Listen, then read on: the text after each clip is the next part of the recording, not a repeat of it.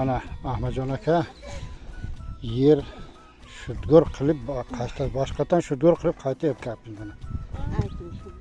Mana. Reklama emas. Ana shu urug'ni bergan kishiga nima qilyapman-da? Ko'rsatyapman-da, mana marhamat. Mana. Nareska olgan, sal qotib qolgan.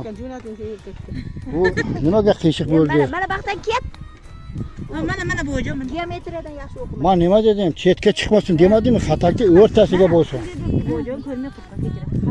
Uni boshqadan chuqur qilinglar, o'rtasidan olinglar mana bu yerda. Mana chetdan. Mana ana shu o'rtasidan olinglar, xatni o'rtasidan, ha, puchtani o'rtasidan olinglar. Men senga adashma. Ko'p gapirasizlar. Aytgan ishni qilmaysizlar. Aytgan ishni qilinglar, iltimos. Voy aytdim senga. To'g'ri şey bor. Ana. Qattiq tiqmanglar. Agar kirmasa, qaytib olinglar, qaytib chuqurroq qilinglar. Ana sal chuqurroq qilinglar, ana. Ha. Bu yerda ana shu kaltasini tiqavering ana. Bolam sal chuqurroq qilib tiqish kerak, ana. Amaki. Laba. Amaki. Hozir mana uni qarangda, mana qa chiqib qolsa, tiqoray uchi bo'lmasa ham. Ha, uchi bo'lmasa ham, ha, o'zi. Mana bu, ana, to'g'ri kirdi. Ha, o'rtasidan, ammo mana shu yerdan, ha, o'rtasidan olinglar.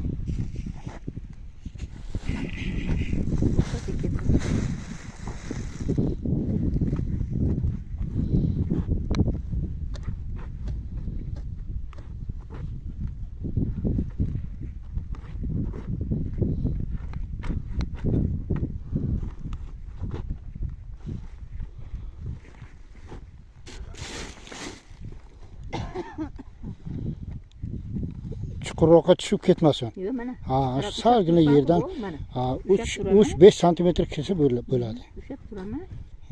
Ha, ushlab turib, ana shunda ushlab turib. Biz turganda qilamiz to'g'ri.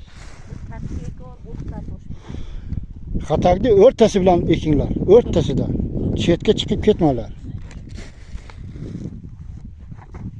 Setadan nasal ashib qo'shu, mana.